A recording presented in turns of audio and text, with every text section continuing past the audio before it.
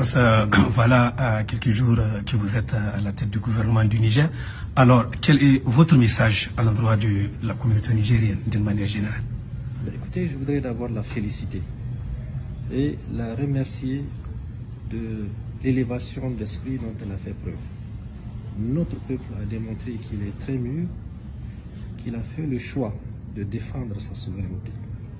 Et toute autorité qui ne suit pas cet angle dans lequel notre population essaie de mettre chacun contre nous, en tout cas, on peut dire qu'elle fait fausse route. Donc je voudrais lui dire, par le biais de votre micro, que nous apprécions vivement cette élévation d'esprit, cet élan de solidarité et ce travail qui consiste à faire en sorte que l'unité nationale soit encore resserrée.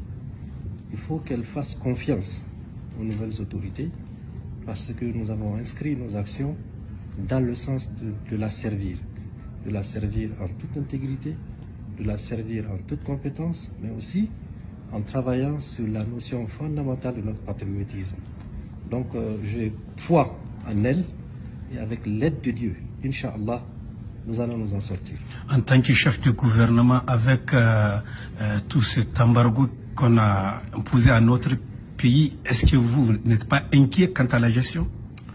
Quoi, il faut être inquiet? La vie de l'être humain, elle est faite de défis et nous pensons que même si c'est un défi qui est injuste, qui nous a été imposé, nous devrions être à mesure de nous mettre ensemble pour le relever. Et nous allons le relever, Inch'Allah. Il n'y a aucune crainte de ce point de vue. Le peuple nigérien est déterminé.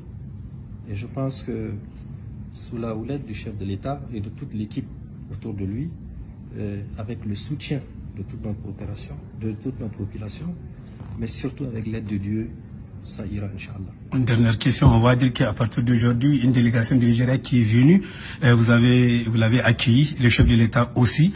Est-ce qu'on peut dire la dynamique d'un certain rapprochement ou bien d'ouverture de négociations avec la CEDEAO est en cours?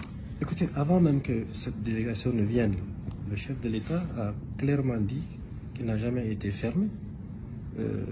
Quel intérêt il a à se fermer vis-à-vis de toute initiative qui va dans le sens de servir ces populations? C'est parce qu'on nous a imposé ce défi qu'il a dit qu'il faudrait évidemment que nous nous asseyions. Et cette délégation qui est venue, vous avez bien vu, ce sont les plus grands oulémas du Nigeria et même du continent, nous réconforte.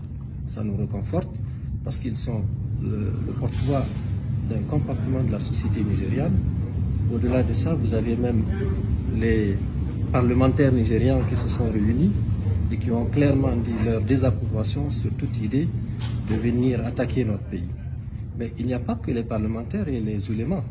Vous avez aussi les populations nigérianes, les opérateurs économiques. Nous en avons entendu la plupart d'entre eux et ça nous réconforte parce que notre plus grand voisin, c'est le Nigeria, on le sait. 1500 km que nous partageons de frontières. Si vous prenez de Difa en passant par Zander, Tawad, Dosso, je n'ai pas oublié Maradi, c'est des populations de part et d'autre, elles sont toutes les mêmes.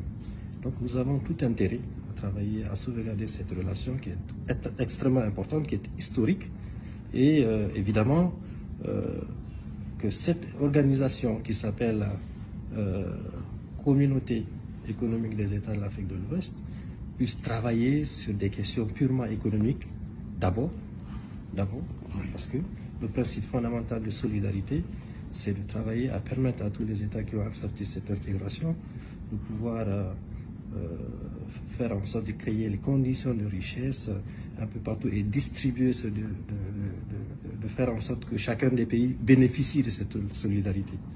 Donc si on constate que en lieu et place de cette solidarité économique, le principe politique et militaire prennent le devant, évidemment, nous ne pouvons que le regretter.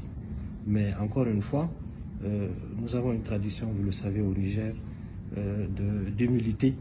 Le Nigérien, Dieu l'a fait pacifiste et pacifique.